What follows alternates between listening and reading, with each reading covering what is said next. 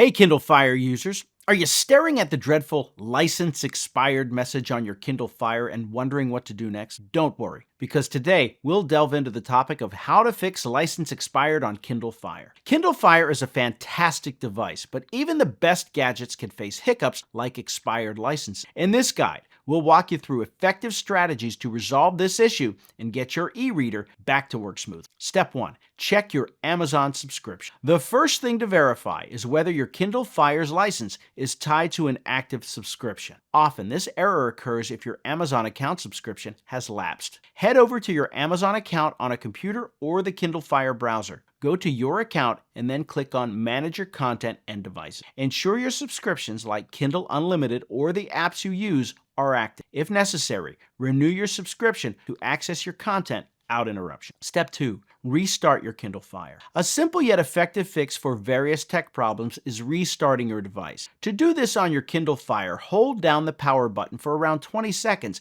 until the device turns off. Wait for a few seconds and then turn it on again by pressing the power button. This process can refresh the system and might help in resolving the license expired issue. Step 3. Update your Kindle Fire. Make sure your Kindle Fire is running the latest software version. An outdated system can sometimes cause licensing errors. To update, swipe down from the top of the screen, tap Settings, and navigate to Device Options. Under System Updates, tap Check Now. If there's a new update, follow the prompts to download and install it. An updated device not only performs better, but also fixes glitches, including potential licensing problems. Step 4. Sync your Kindle Fire. Syncing your device is another way to address license issues, ensuring your content and licenses are current. To sync, swipe down from the top of the screen, select Sync, and wait as it updates your books and apps. This process communicates with Amazon servers to verify licenses and subscriptions, helping in rectifying any expired license problem. Step 5. Contact Amazon support.